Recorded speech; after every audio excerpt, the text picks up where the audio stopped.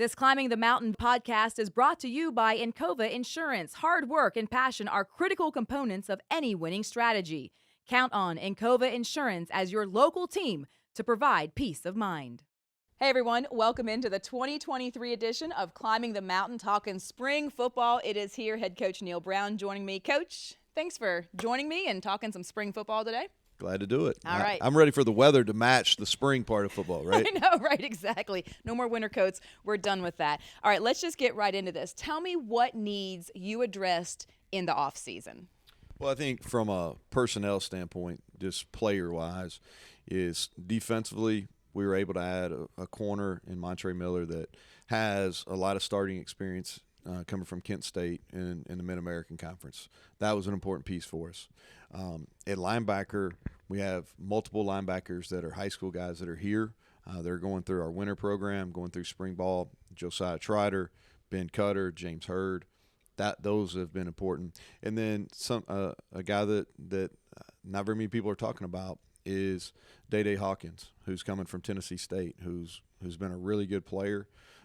At that level, was previously at Kentucky, so we have high hopes for him as well. And then on offense, Devin Carter at receiver, a 4-year starter at NC State, huge addition for us. And then Cole Taylor at tight end, who's played a lot of football at LSU. Those were two huge additions in positions of need. And then Michael Hayes at kicker, that coming from Georgia State. He's got a lot of experience on the field goal side and as a kickoff specialist.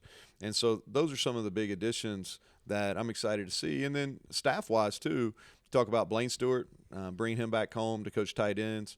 Chad Scott, promotion to offense coordinator. And then Bilal Marchiol, bringing him back. He spent 2 previous years with us. So new energy on offense. I'm excited about working with that group. So let's talk about that decision to promote Chad Scott to offensive coordinator. What went into that? Well, I think if you look at it, he's recruited at a high level.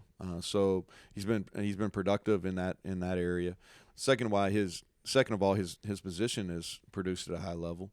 And he's got great leadership skills. He's got an energy that's contagious. He's well-liked versus staff via offense and throughout the defensive players as well. He's very well-liked. And he's well-deserving. He's earned that opportunity, and he's done a great job in the winter, and I'm excited to see how he does in the spring as well. And obviously with Blaine Stewart, I mean, he's a kid that grew up around the program. He is not a stranger to this program. He was with the Steelers before this. Just talk about the experience that he brings, but also just the love of the Mountaineers because he's been around this program. Yeah, it's very important. He's a Morgantown native, went to Morgantown High School, grew up in the community. Obviously his father was a head coach here.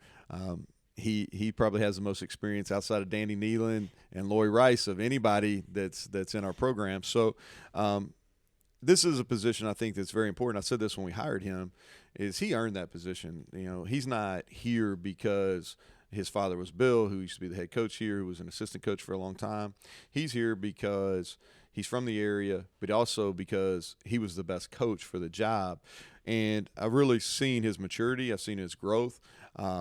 Coach Tomlin with the Steelers has been very open to us, and so watching him in some of their practices, and then him coming down here and talking football. So this has been a relationship that's really grown over 4 years, and I've seen him grow as a coach, and really excited for him and what his next step will be. All right, so let's talk about the quarterback situation. You made it very known that you were not going to go to the transfer portal and pluck somebody, as a lot of coaches are doing these days. Tell me about that decision to stay in-house this season. Well, we've done the transfer. We've done that. When we got here back in January of 2019, we really were in a bind from a quarterback perspective, and we felt the need that we needed to go get transfers. So we got Garrett Greene, brought in Austin Kendall from Oklahoma, and both those guys performed okay. We were able to win some games. And then last year we went through spring ball. We didn't feel like our young guys were ready at the time. Looking back, was that the right decision or not? I don't know. Okay. But we went out and got JT, and he was up and down, did some really good things. Toward the end of the year, Garrett earned the opportunity. He started our last 2 games, then played predominantly against Oklahoma. Nicco got in and finished the Oklahoma State game. And so it just felt like what they bring, their character, their work ethic, their ability to run the football, I really felt like, and not just myself, but from an entire staff standpoint, we felt like the best way for us to move forward offensively and as a football team and as a program was to have a competition between Garrett and Nicco. And it's going to be a competition that's not going to be quick. It's going to be through spring, through the summer, into fall camp. And one of those guys is going to prevail. And I really feel like one of those guys will be the leader of an offense, and we'll be able to produce at a higher level than we have thus far. So going into the spring, it's 50-50. Yeah, we're going to go through, and each day they're going to have opportunities to lead the group, the ones. They'll get reps with the twos as well. But, yeah, it's going to be split, and in a scrimmage situation and in our drill situation, it'll be split, and both of them have opportunities. Is it your goal to have a starting quarterback named at the end of spring? No, this is going to be a long-term deal. And what I mean by that, this is not going to be we're going to halfway through the spring and name a starter. My best guess is we're going to go through spring ball, 15 practices, go through the summer, and then into fall camp. I think the competition will stretch into fall camp as well. Let's talk about some of the pieces that you missed or left last year. Obviously, Dante Stills left a big gap. Bryce Ford-Wheaton, those guys had a great NFL combine. Talk about just replacing that production and that leadership from those guys. Well, first of all, I'm really proud of how those guys performed at the combine. And there's two portions of the combine. There's the on-field, and then there's the interviews. And the on-field, I think the whole world saw that. And I think a lot of credit goes to those two individuals, their training, but also to Mike Joseph and kind of what they learned here. But they did a really good job on the field. And then the thing that I'm really positive about is the feedback I've got from all their interviews. They both performed well in the classroom, talking football, understanding situational football, knowing schematics. They both did a really good job, Dante and Bryce, at the combine in those areas. So excited for them. But we've got to replace some production. Dante was a extremely high-level player here for 4+ years. And so, the good thing is that he's going to have the opportunity to go to the NFL. The other thing that's good is we feel like we have some guys, maybe not a single individual that can shoulder that loss of production, but we feel like we have a number of guys. Sean Martin talked about Dede Hawkins earlier. We feel like we have some of those guys, and Eddie Vestarinian, that we have in the program that can take that production. And then on offense, both Bryce and Sam, Sam James, they both played a lot of football here. There's a lot of production over the course of their 4 years here that they played a lot. We have some guys that have to step up. Talked about Devin Carter earlier. He's a guy that has shown production. We feel like that we can increase his production here compared to what he did at NC State. And then we have guys that have an opportunity that are going to grow. And that's the fun thing about spring practice is you see guys that maybe sometimes they're in their second year in their program or sometimes their third. They make a big jump from the fall until spring. And I fully expect some receivers, Jeremiah Aaron, a Cortez Braham, maybe even a Preston Fox, those guys to make a big jump going into as we progress through spring. How have you done any kind of like rituals to make sure CJ stays healthy this year? Well, I think part of it is for him is we asked a lot out of him, right? He's a big kid. He ran the football for the first time really in his life. It's different. Here's somebody that's 18 years old that is having to play against 22, 23-year-olds, right? And so I think the thing for him to learn is what's the preparation look like? From a physical standpoint, what does he have to do in the weight room? What's he have to do from a rehab standpoint? What's he have to do from a nutrition standpoint? So I think he has a better understanding of that, and that's going to give him a better opportunity to stay healthy as we go through not only spring but through fall. Maybe have to sage him or something like that before the season. Whatever works, right? Do what you got to do. So you have now been through an entire cycle of, everything NIL. Spring from last year, fall. Now you've gone through the off season. Here we are back in the spring. So one full cycle. Just talk about what NIL means to this program and how you can use it to your advantage. Well, we have to. Here's I think that there's a lot of talk about name, image, and likeness, right? And what does that mean? And I think our fan base and maybe the outside world is starting to understand it is here to stay. And you can either complain about it or you got to grow and take advantage of it. And I think at West Virginia, we have to take advantage of it. And what I mean by that, Amanda, is we sit in a state that has no professional sports teams, no other Power 5 programs that we're competing against. So there is unlimited opportunities for our student athletes in football to really benefit from name, image, and likeness.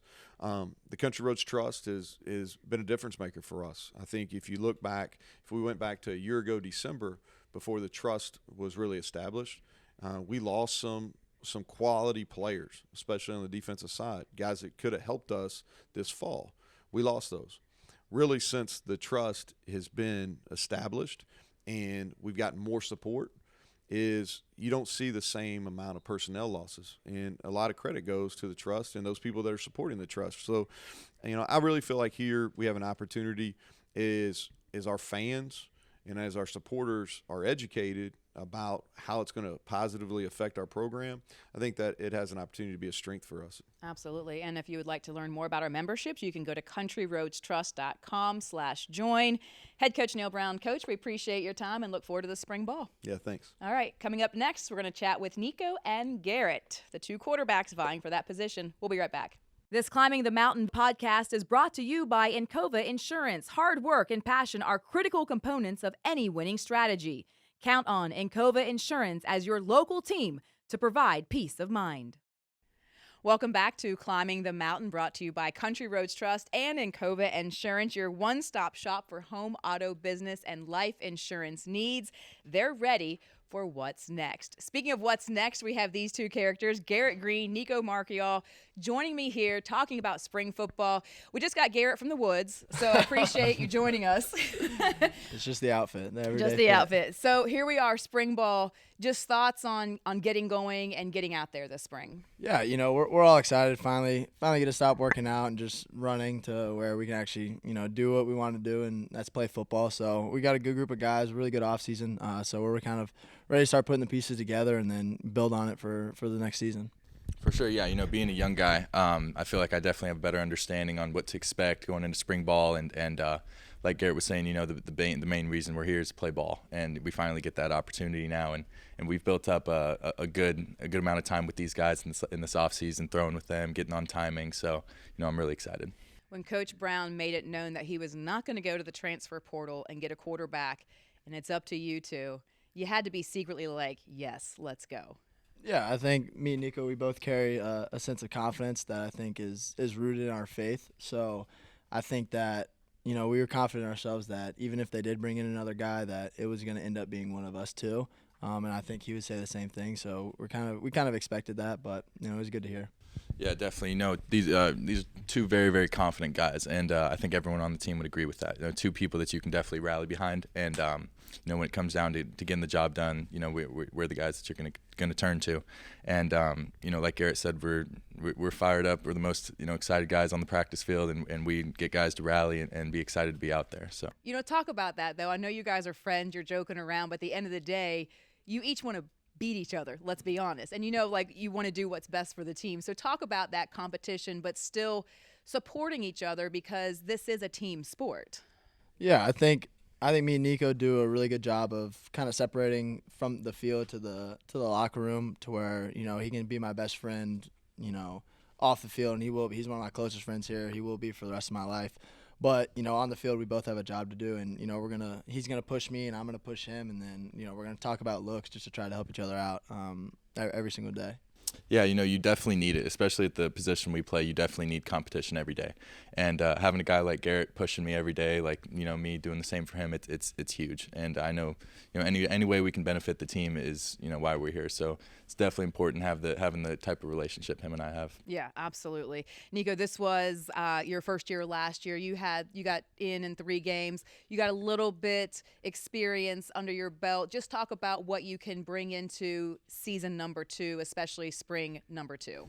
Yeah, definitely. I think, like you said, the more experience you get, the more confidence you get, and just that little glimpse of playing time I got definitely boosted my confidence and showed that okay, I can play college football now. This is I know what to expect. I know the guys around me, and like having guys like the veterans we have around us up front, and even the receivers, makes our job a lot easier. So the easiest way I can just simplify my job and get the ball to the athletes and just be the leader out there I know I can be is the reason I'm here.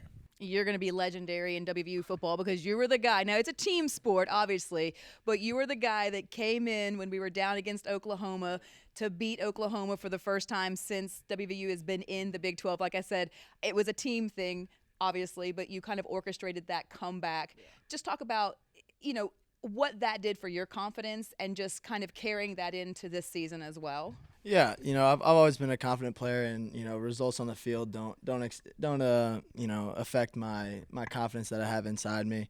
But it was really cool to see all the guys rally around me, and I didn't play a great game, but the guys defense made some huge stops. Casey Legg made the game-winning kick. So there's a ton of other things that led to that win, and I'm just super happy that I could get it done for the state and this university. What have you both been working on in the off season leading up to spring ball? For me, it's from like a technical standpoint. Off the field, it's been understanding defenses. Knowing this offense like the back of my hand. So I'm not thinking so much about what we're trying to do offensively, but what they're trying to do defensively. That's been a big thing for me. And personally, I think one of the most difficult things to do in college football, and I don't know if you can agree with this, is pocket presence and just kind of feeling the pocket and staying in the pocket, knowing when you need to leave. So those have been my main focus points because Mike Joe does a great job with us in the weight room. So I feel like we've definitely gotten stronger physically, and I think we're definitely physically ready to play. But yeah, kind of same thing, but more so just trying to get my body weight up to well over 200 pounds to where I'll be healthy enough and strong enough to withstand a full season. But then also getting timing with all the new guys. Losing Sam James and KP and Bryce. Those are our go-to guys. So getting guys like Devin, getting reps with them, getting timing down and all that stuff, as well as Cortez and Jeremiah and stuff like that. So just kind of building those relationships off the field and also on the field to where it'll help us in the season. That was going to be my next question. Let's talk about some of these weapons that you're going to be throwing to, some old guys, some new guys. So you must be excited about the mix of what you have that's going to be catching your balls. Yeah, we have a really good long tight end in Cole Taylor, and then obviously Devin Carter. If you look at him, that's what a wide receiver should look like. So he's done a heck of a job this offseason, training, working, getting in the film room, understanding the offense. So like Nicco said earlier, we're just trying to get the ball out to them and let them do what they do. 100%. Yeah, I feel like our receiving core has, like you said, so many different things to offer and so many different guys that have different strengths and stuff. Jeremiah's more of a shifty guy who's going to find a way to get open, and Devin Carter's a guy you can throw the ball up to, and he's got a really good chance of coming down with it. And then the more help we have in the backfield with CJ Donaldson and Tony Mathis, that just having a sure way to get a couple short yardage or that makes our job a lot easier. Let's talk about your goals for the spring. Yeah, I think just as a collective, I think we just want the offense to click and really find our identity, whether it's pounding the rock or airing it out. I think as an offensive and as a unit, we just want to find our identity and then help build on it for the summer and then fall. 100%. Yeah, just piggybacking off that, I think when we can find out what we're really good at and stick with that and showcase our strong suits any way we can, whether that's throwing the ball down the field or staying in the run game heavy and utilizing those front five that we have that are just veterans. I put those guys up against anyone. So just finding what we're good at and sticking with it. All right, let the competition begin, right? Yes, ma'am. All right, let's do it. All right, so we're going to do something different for this spring football podcast. These little mini Country Roads Trust helmets, if you would like one personally autographed from one of these two guys, go to our website, countryroadstrust.com/autographs. Go ahead and put it in an order, and these guys will personalize it, and we'll send it to you. And they'll get the proceeds. So that's what NIL is all about. So, gentlemen, thank you so much. Good luck this spring. We look forward to this competition. And let's get after it. Thank you. We appreciate it. All right. Thank you so much. Devin Carter, CJ Donaldson coming up next. We'll be right back. This Climbing the Mountain podcast is brought to you by Encova Insurance. Hard work and passion are critical components of any winning strategy. Count on Encova Insurance as your local team to provide peace of mind. All right, welcome back for our final segment of Climbing the Mountain, a video podcast brought to you by Country Roads Trust and Encova Insurance, your one-stop shop for home, auto, business, and life insurance needs. They're ready for what's next. How about these guys? CJ Donaldson, Devin Carter joining me now. Gentlemen, thank you so much for taking time out of your busy schedule. Spring ball is underway. We know how crazy it is. Devin, let's start with you. You're an NC State transfer. Tell me about your decision to become a Mountaineer. The decision came kind of late in the process. It was more so of just filling out my options and seeing what all would be best for me, and decided to be West Virginia. It was Penn State first, and then you flipped to West Virginia. I mean, glad you came to your senses. Appreciate that. Yes, ma'am. Just talk about going into your first spring here with the Mountaineers, and I would imagine that you're pretty excited to get out there on the field and prove what let's just go and see what you got. Yeah, of course. Very excited. It's my last one, but yeah, I'm definitely ready to get on the grass. I mean, we've been lifting, working hard, so it's go time now. All right, speaking of go time, CJ Donaldson, you were like out of the gate, first game last season, your freshman year. You had a couple injuries. We'll talk about that in a second, but just how would you assess your freshman season? I say it was a lot of, obstacles I had to go through, but like sometimes you need those obstacles to go through because it helps you build character, as you could say. Over this time and course period of me growing, I matured a lot in knowing that I have to do more things off the field to be able to play on the field, if that made sense. Absolutely. I completely understand that. You had a couple of scary injuries last year, starting with the head injury against Texas. You came back from that, and then you got injured season-ending against TCU. What do you learn and grow from when you have those setbacks, when all you want to do is go out there and play, and your body's like, nope, take a step back, and now you have to rehab? How do you grow as a person and a player from those? It's just like a car. You got to make sure you take care of your car. You got to make sure your brakes good, your engine good, your windows work the right way, if that made sense. So I just got to make sure my car is able to go at 100 miles per hour each game. So I just got to take care of my car. Yeah, I was talking to Coach Brown earlier, and I said maybe we need to sage you or do some rituals or something to make sure you don't get injured this year. But let's talk about that, because he did mention that you have to learn as well to take care of your body, because you didn't come in as a running back last year. So, talk about how the preparation is different going into this year. I say I took more time from being off the field to more in the weight room now, where I'm taking care of my body, lifting more, if that made sense, adding more armor to my body. Because in high school I played just receiver. I used to catch the ball, get out the way, get out of the mountains. Now I have to actually make that hit. You got to run through people, right?